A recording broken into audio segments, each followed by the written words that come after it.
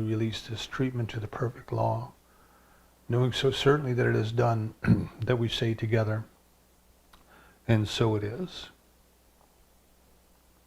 Alrighty then, so this morning I'm holding up a book for the folks on YouTube. This morning we are starting the work of a little book by Ralph Waldo Trine called In Tune with the Infinite. Now, I sent out a link last week I found it in the PDF format on the web. The book was written in the late 1800s, so it's in the public domain. And I got an email back from Rhonda in Apex, and she said to tell everybody that it's also available for a Kindle. I think she got it on Amazon for 99 cents. So it's probably the best buck you're ever going to spend if you want to buy it. She said it's easier to read in the Kindle format than in the PDF format that I sent out. So personally, I'm a page turner, so I like to have the actual book in my hand so I can feel it, I can touch it. Just kind of a tactile aspect to reading for me. It just helps me to absorb it better. I think it's important. I just want to talk a little bit about why we, why we bring in other books, other authors, other teachers from time to time. And I think it's obvious that as we study long enough, that everybody's trying to say the same thing. Everybody's trying to point us in the same direction, and everybody presents the information in a slightly different way, in a unique way, in an individualized way. And it's one of these things that we can hear over and over and over again in many different ways, in the written word, in the spoken word, in poetry, in art, in visualization, in just the experience of being in the presence. All trying to lead us to the same thing, the experience of the presence of the divine within. But sometimes we have to hear it different ways. We have to hear it from different teachers. We have to hear the same message over and over again sometimes before one day it clicks and we go, I think I got it. I think I'm starting to understand this. And of course, I joke that the minute we think I'm starting to understand this, we'll quickly realize that there's more to learn and we don't understand as much as we thought. So I liken it to learning a foreign language, learning a language other than the one that you grew up with. You start to study it, and some teachers will start off and they'll go directly to grammar, and they'll say, well, what you need to do is you need to understand verb tenses. So let's begin here and start declining verbs. Oh, the years I spent declining verbs in Latin, agricola, agricolae, all these different things. So other teachers will start and say, no, what we need to do is we need to start with things that are important to us now, everyday things, like how do we get to school, what are we going to have for lunch, all of those kind of things. And they want to go to immersion and just start to practice the language as if we were actually just immersed in a culture where that's all we could talk. The same way that we learn how to speak whatever our native language is. I think it's so remarkable. You watch the children, how much they grow in the first couple years of life and what they're capable of doing, and they never seem to get befuddled by the fact that they're doing it. If you and I sit down and somebody said, well, you're going to have to learn how to speak this language, you're going to have to learn 10,000 vocabulary words, and we go, oh my goodness, what a task. The little ones they just do it little by little, day by day. I remember years ago I was in a grocery store and there was a young mother in there, and she had a toddler, maybe 2-year-old little guy, and she sat him up in the little seat in the top of the shopping cart, and she was pushing him through the store, and he had a bazillion questions, Mommy, what's this? And she would say, that's an orange. You know what oranges are. We eat oranges for breakfast. And he'd go, yummy, yummy, oranges, yes, And she'd move that cart 6 inches, and he'd say, "What's this?" And she'd say, "Well, you know what that is, honey. That's an apple. We eat apples. Remember yesterday we sat out under the tree and we cut up an apple? Oh, apples, yes, you know." And God bless her patience, you know, because she was there to shop, but she was doing more than shopping. You know, she was teaching this little one every step of the way. She was teaching it, you know. And this is how the children learn. They learn from their curiosity. They see something and they want to know more about it. And then there's somebody there to guide them. There's somebody there to help them. So the little ones just kind of absorb it, you know, through repetition, through going over it many times in many different ways.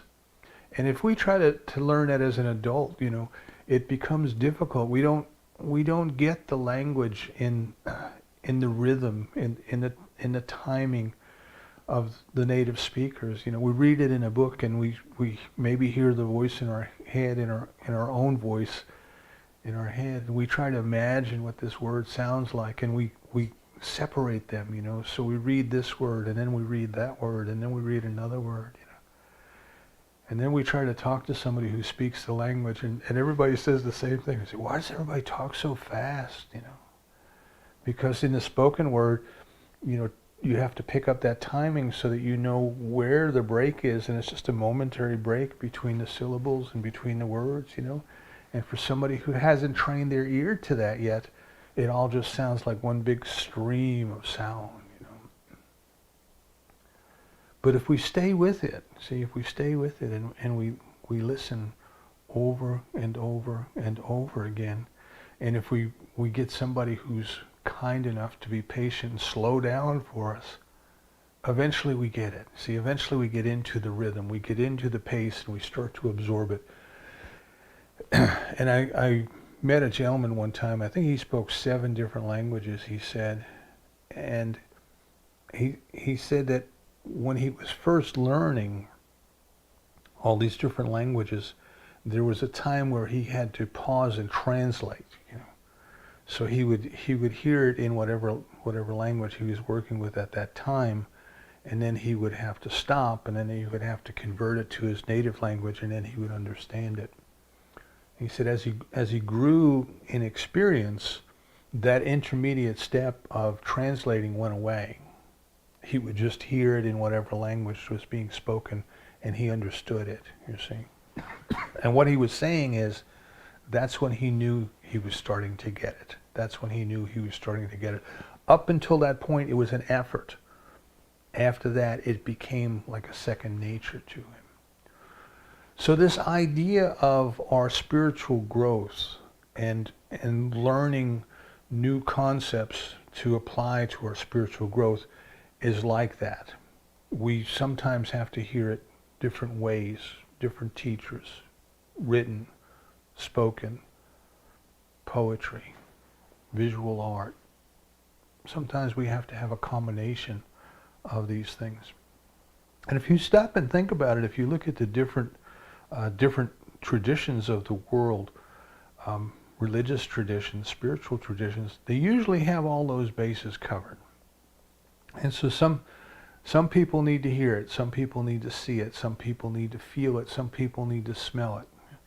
And if you look at the different things that exist or surround the rituals, you know, you have incense for the smell, you have bells and gongs and chants for the sound, you know.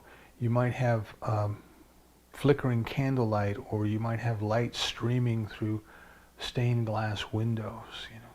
You might have a spoken word, you might have a soft guided meditation, you know, there might be a cushion to sit on. All of these different things are there to help us to experience in whatever way we need to experience it.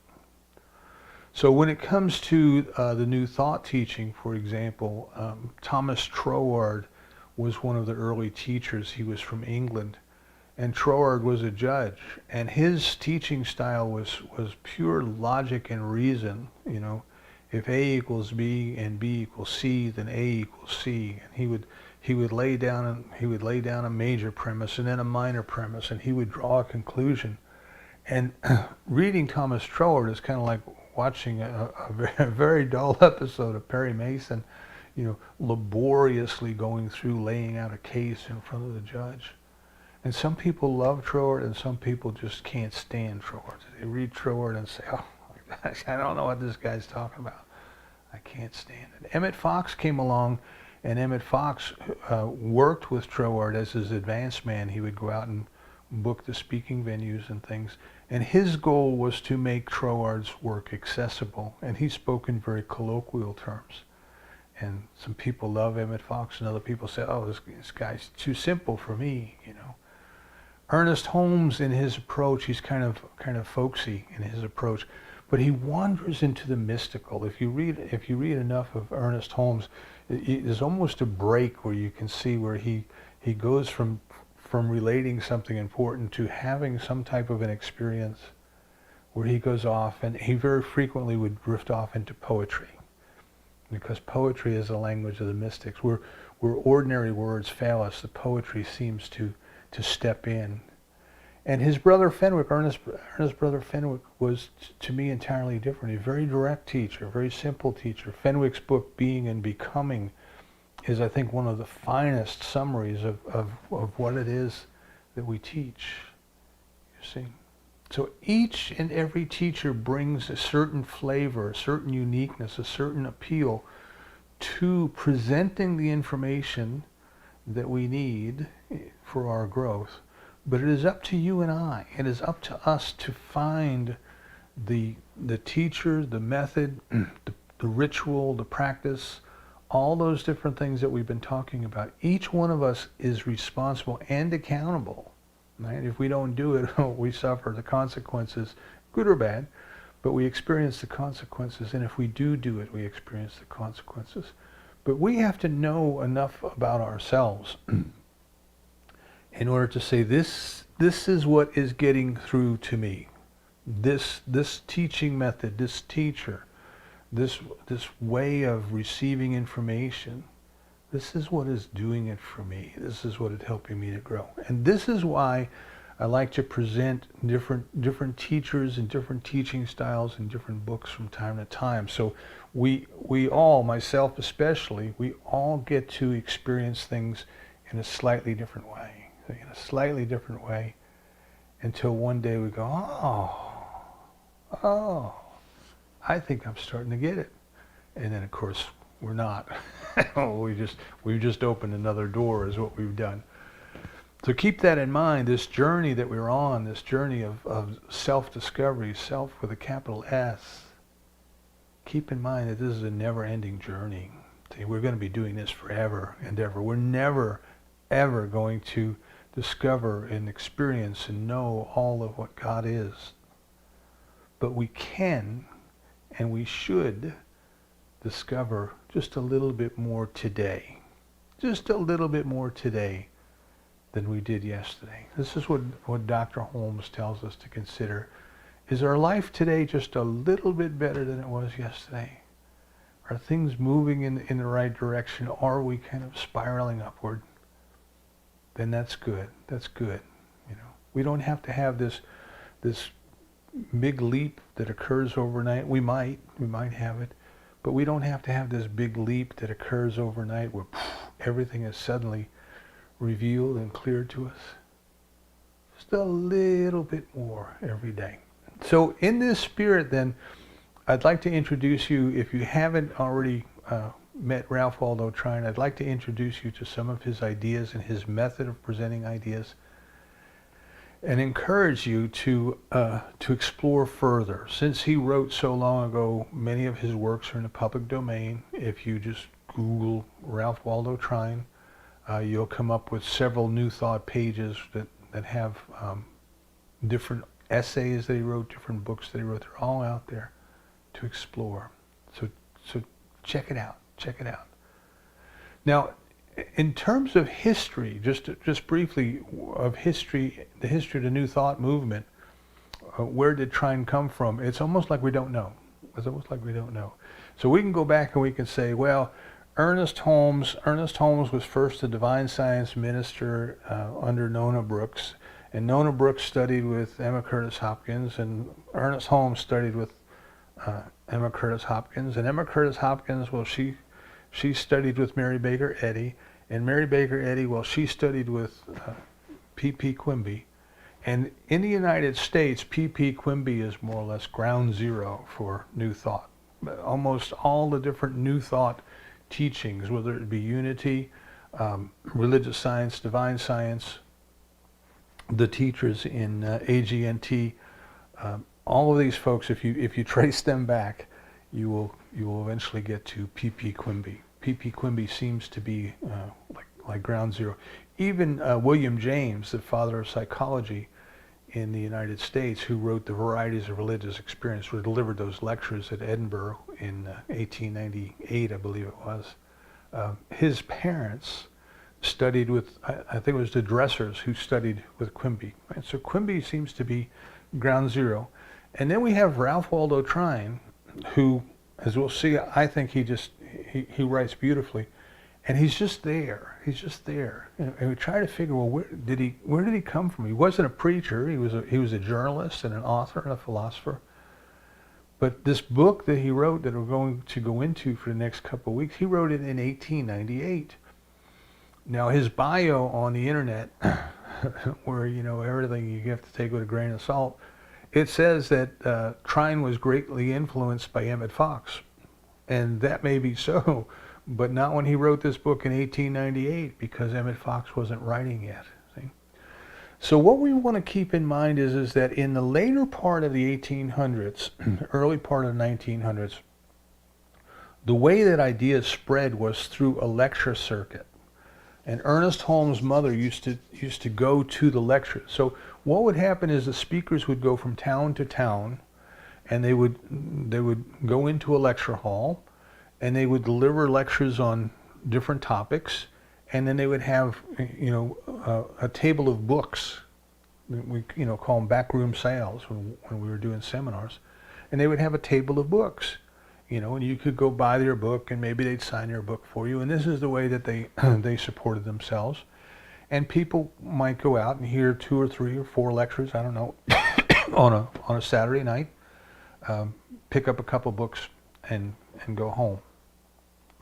Now, one of the speakers who was on that circuit was a gentleman named Henry Drummond, and he was a Scottish preacher, taught very much the ideas that we would recognize as New Thought ideas today. And Drummond wrote a book called Natural Law in a Spiritual Universe. And according to Fenwick Holmes, that was one of the 3 books that Ernest Holmes grew up with, Natural Law in a Spiritual Universe. Well, it turns out that Ralph Waldo Trine lived in New York State for a while, and he also attended lectures, and he was also familiar with the works of Henry Drummond.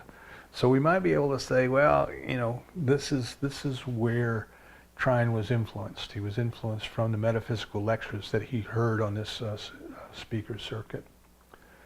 So Trine wrote his book in 1898, In Tune with the Infinite, and it was translated into 20 different languages. It was a big hit. It went through Europe, and people in Europe were reading it, and it was very, very popular. In fact, this morning when I was reading Trine's bio, they said that there was a German poet who was killed during the First World War, and he had a copy of Trine's book in his pocket when they went through his belongings. So Trine's book was very popular. Henry Ford was familiar with it. Henry Ford used to buy this book by the caseload, and he would give it to the executives he worked with. And I realized that Henry Ford wasn't always a nice man, but one thing he was decisive. He knew the power of decision. And if you look at all of these different works that came after Trine, Napoleon Hill in Think and Grow Rich, Claude M. Bristol, The Magic of Believing, many of the books that in the 20s and 30s were very, very popular, success-motivated books, recently we had the movie The Secret, which was based on the works of, I believe it was Wallace Wattles. These were people who were writing in the late 1800s and the early 1900s, basically helping people to understand the power of thought. If they make up their mind, if they keep their mind made up, they can be successful. Now, they were taking these ideas and putting them to a very pragmatic, practical use, which they might call success, or they may call making money or accumulating wealth, or these things.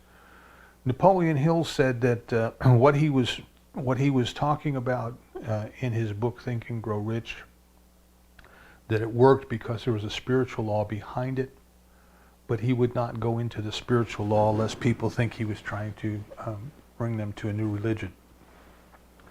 From his point of view, why it worked wasn't as important as the fact that it did work, and you had to put it to work. Excuse me. But these writers were likely influenced by Trine. So it's hard to tell who influenced who, or whichever. Because Trine's ideas kind of came maybe from Drummond, then they went back overseas, then they maybe influenced Thomas Troward, and then they came back to us through Emmett Fox, and you can see it's just kind of hard to tell how these ideas circulated. But they did. And all of them kind of bring us to some very, very simple, some very, very basic concepts excuse me, that take us a lifetime to understand, a lifetime to implement. So one of the things that I like about Trine in this book is I perceive a warmth in his writing. I kind of just get a warm feeling that he was in my mind, he's the kind of person we would like to sit and listen to, and he can take us on a journey with his words. So I want to give you an idea that he gives us in the opening chapter of the book. So what he's telling us is that the idea of heaven, the word heaven, the idea of heaven is harmony. And the idea of hell is to be walled off or separated. And in Old English there was a term held in, something that was stuck and walled in was held in. And he says each of us then can experience heaven, which is the harmony, or the hell, which is the separation. Remember, Ernest Holmes tells us that all of our problems come from ideas of separation. Trine tells us that each of us creates our own heaven, our own hell, right here, right now, based on our thinking, based on our thoughts. And not only do we create our own heaven, our own hell, harmony or separation, but we contribute to the overall building of heaven or hell here on earth for everybody. He tells us that we have the physical experience in the world and the way the world works, but there's an inner, deeper truth, which is the spiritual, the soul, and the way the soul works. And the bridge between the two is our thought. It is our thought. If we accept that fundamental idea, then it becomes very, very important to us to not only be aware of our thoughts, but to bring our thoughts into the harmony, into the truth of what God is, and not to be caught up in the material, the physical, or the ways of the world.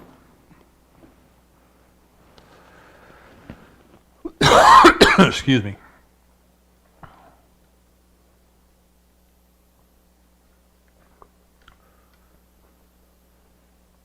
What he asks us to consider is that in back of all life, there is a life force that is pressing out, that is pushing through, that is expressing itself through all of the different forms of creation. And the very essence and the very nature of that one life, the very essence of he says it doesn't matter what you call it. Right? You can call it God, you can call it spirit, you can call it nature, you can call it whatever. But the very essence of this force, of this power, is harmony. It is one. It is whole. It is perfect. It is complete. There's no sense of other. There's no separation. There's no division. So we have the singularity or the unity, which is life, which is God. I will call it God. But it is expressing itself individualized through each and every part of its creation. And yet it doesn't know separation. It doesn't say, well, over here I'm Jim and over there I'm Lori. It just knows that it is. Just knows that it is. Now we, through mostly our ignorance, we can believe that we are separated from it. But that is only an idea. It is only a belief.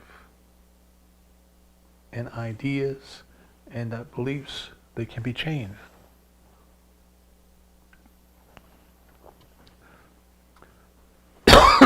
Excuse me.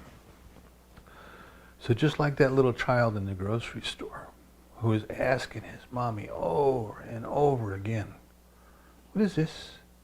What is that? She'd say, it's an orange, honey. You remember? I told you a little while ago. It's an orange. Oh yeah, orange. I see. Patiently, lovingly, gently, over and over, repeating, because that's the way the little one learned. We have to constantly remind ourselves of the unity. We have to constantly remind ourselves of the singularity. We have to constantly develop and create what he calls illuminating thoughts, right? Now this is most important. Over the last several weeks we have been talking about the importance of practice. And one of the things that our practice does, our meditation does for us, it helps us to become aware of thinking. It helps us to become aware of the thoughts that are passing through our field of awareness and the quality of those thoughts. I can't remember where it was, but I read somewhere somebody said that they thought they were going to die, and in an instant, their whole life flashed before their eyes, and it really wasn't worth watching. It really wasn't worth watching. We're not paying attention to what is going on, and when we do start to pay attention to what's going on, we say, "Wow, that's really not worth watching. What is that? Where is all this stuff coming from that's going through my stream of consciousness?" You see, but that's an important step. Awareness is an important step in our growth. Because we become aware of the monkey mind, the nonsense that goes through our heads. I don't know that it goes through our heads, but it goes across our field of awareness. And then we can start to change that, you see. We can start to say, well, but what do I really want to be thinking here? What do I really want to be thinking here? If you look at our world today and all of the nonsense that we see in the news and on social media and everything, it seems apparent to me that there's not a whole lot of thinking going on. There's a lot of reacting going on. There's a lot of emotion involved, but there's not a whole lot of thought. There's not a whole lot of do I really want to spend my time with this? Is this really true whatever I'm reading? Should I really get excited about this? It's just like people poking one another with a stick and they're fighting back, you see. You and I are here to discover the spiritual magnificence that created us out of itself. But in order to do that, we must cooperate. And what Trine is telling us is the place to start is with our thoughts, because our thoughts are the bridge between the spiritual and the physical. So what we are trying to do, according to Trine, is to open ourselves up to a greater inflow of the power, of the presence, of the love of God. And what we are trying to do is close ourselves off from the negativity, from the things that would take us away from God. That simple. That simple. You know, I think it was the Dalai Lama said, do more of the things that make you happy and less of the things that make you unhappy. That simple. That simple. And of course the Dalai Lama explains the difference between pleasure and happiness. Open ourselves up more to God. That makes us happy. Close ourselves off to the things that take us away from God. That simple. That simple. But we have to make up our minds that we want to do it, and then we have to do it. So I want to give you this visualization that Trine gives us in the opening chapters of the book, which to me, as I say, this kind of gives me a sense of the warmth of the feeling nature of the individual who wrote it. Now, you may have seen a movie, it was, I don't know, probably 20 years ago or so, the Milagro bean field war. And it took place in California, and it was about a farmer, bean farmer out in California. And in the farmland where they lived, the water came down from the mountain reservoir and it ran through an open aqueduct, and it kind of ran along a ridge behind the farm. And every so often along the aqueduct there was these gates, a little gate that would move up and down. There's a handle that you turn, a round handle that turns, and a threaded screw that lifts the gate up as you spin this handle up and down. And however high that gate would lift up, well, that determined how much flow of water would come out of that aqueduct and down the irrigation ditches into the farmland. Excuse me. So you want to keep that picture in mind then of this water. The water's up in the mountain. There's plenty of water. There's up in the reservoir. And as far as the bean field is concerned, it's an unlimited source. But depending on how high that gate is open or closed, you see, it's an unlimited source. So Trine tells us that he had a friend who had this farm, an estate, excuse me, and he had a lotus pond on the farm. And the water, the gate was open on the aqueduct, and the fresh water, the mountain water would come and it would flow down, and it would flow down in a little stream and it would fill this pond. See? Crystal clear water. And the lotus flowers would float around, and the fish were swimming around, and flowers were growing everywhere, and the bees and the birds would come, and the birds would sing, and they would bathe in the water. And the man was a very generous man. Trine makes a point of saying he didn't have no trespassing signs or things like that. Instead, he had a sign that said, "All are welcome at the Lotus Pond." So people would come. People would come on the weekends. Children would come and play, and excuse me. Old people would come and sit on the bench. And young lovers would come and spread a blanket and put a picnic basket out. And people would just enjoy being in the presence of this beautiful, serene place in nature. And Trine said there was so much water coming down that it flowed through the pond, and And it exited the pond in a little creek, and the creek ran down through a pasture, and the banks of the creek were lined with flowers and grasses, and the sheep and the cattle would come and drink the fresh mountain water. And even the animals in the neighbor's pasture would come and look over the fence and stare at this as if they enjoyed just watching everybody enjoying this beautiful lotus pond. But then what happened was the man had to go away for a year. He had to go to Europe for a year. So what the man did was he rented his property out to a tenant to farm the land for a year while the landlord was gone. And the tenant was a very practical-minded man, and he says, well, why am I paying for all this water? It's not doing anything for me. It's excuse me. I don't know why I've got this cough, so I apologize. So the tenant closed the gate on the aqueduct. And what happened is the stream of water dried up.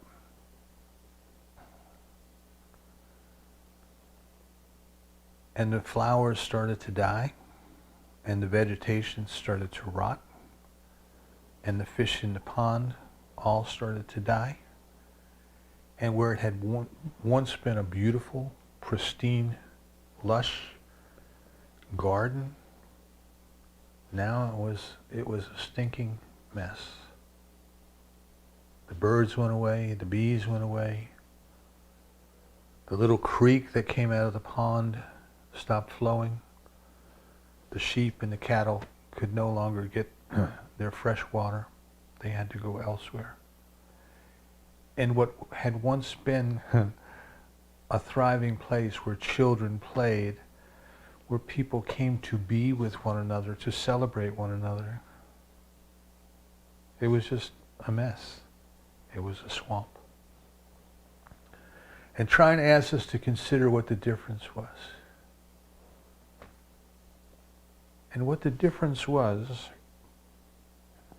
is that the tenant had a closed mind, had a closed-minded consciousness, a consciousness of separation, a consciousness of division.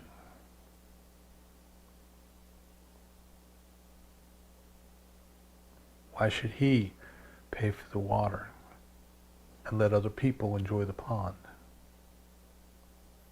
What was he getting out of the pond? So one consciousness was a consciousness of openness, of harmony, of beauty. In fact, the man who originally had the place, who allowed this water to create this pond, he would go sit there, and when he was working on a business plan, he would just go sit there and be present with nature and wait for inspiration to come to him, to reveal to him through intuition a greater idea, a greater idea.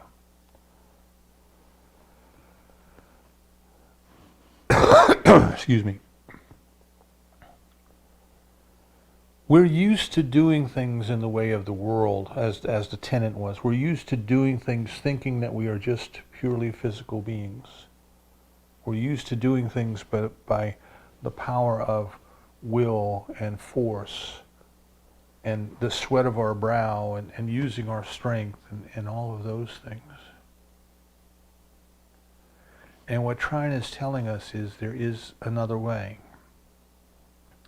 There is a better way.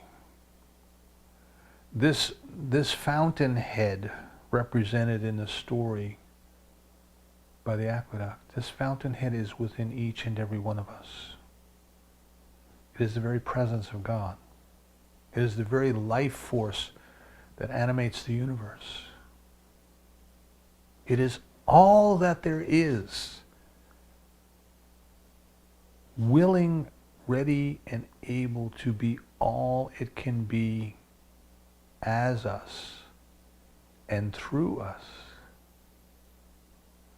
But you see, we can do something that the pond couldn't do. The pond could not raise or lower the gate. The pond was completely dependent upon the benevolence of the one man and the miser who turned off the water. But you and I can experience not only that flow of life, but we can open ourselves up to it by choosing to do so. By choosing to do so. Remember all of these self-help books that we were talking about, Think and Grow Rich, The Magic of Believing, The Secret, all of these things, what are they telling us, right? And Trine was before all of them. What is it that you will have now? Make a decision in your life. What is it you will have now? And keep that decision in front of your awareness. Don't let your mind wander. Don't let your mind be distracted. That's what all of these books were telling us. But Trine tells us something even more powerful. He goes into why this law works, why this law of attraction works, why this law of it is done unto you according to your belief works. Because what we really want to do is not get more stuff, you know. But what we really want to do is get more God. We want to open that gate. We want to allow the divine life to flow through us in as great a volume as possible, and that volume is determined only by our consciousness. We want to open our consciousness up to the inflow of the goodness of God, and that, just like the water creating the pond,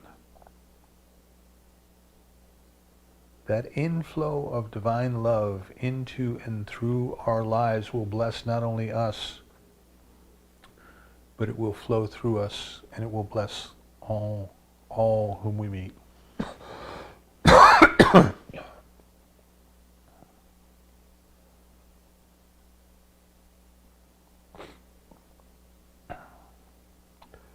There was a movie I saw some years ago, and Kevin Costner and Sean Connery were in it, and it was The Untouchables. It was kind of like a recent remake, not so recent anymore, but at the time it was a recent remake of the TV series that many of us grew up with when we were kids. Robert Stack played Elliot Ness.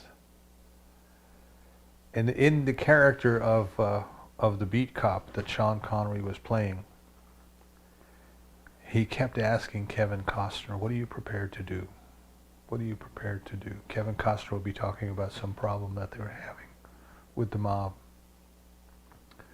And Sean Connery's question to him was, what are you prepared to do? What are you prepared to do? Do you know what you're prepared to do? And I think it's a beautiful question. We know,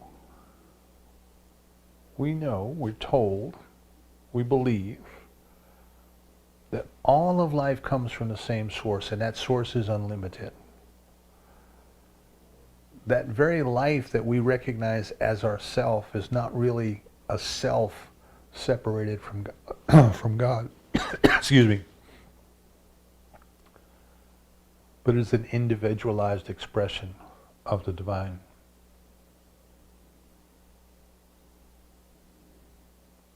Our growth consists of the things that we do to provide a greater opening for the inflow of that life to us and through us. Have you ever seen the dervishers as they whirl, the whirling dervishes? They have their right hand up and it's up high, and the left palm is pointed down and it's down low. And the symbolism there is that the love of God is flowing in from above, and it flows through the whirler, and it goes through and it blesses the earth. And they are a vessel without will or agenda, just serving the divine. How beautiful.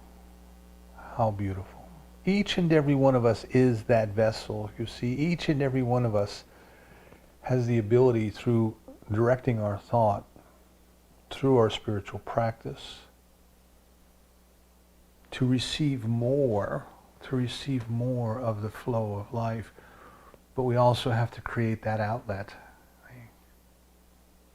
We can't just dam it up inside ourselves. We have to give. We have to give. So next week we're going to pick up where we left off. I invite you, please, the book's online, it's free, it's Kindle for 99 cents, and you can get a paper copy. I don't know what that costs, but that's my preferred method. Pick up a copy of Ralph Waldo Trine, or if you want to read some of his other works, just search for his other works on the web and start reading them. But let's get into what is it that we can learn from this other teacher, this other writer. What is it that we can learn from him that might help us arrive at that point of saying, oh, I think I got it. I think I got it. I'm ready to take it up a notch.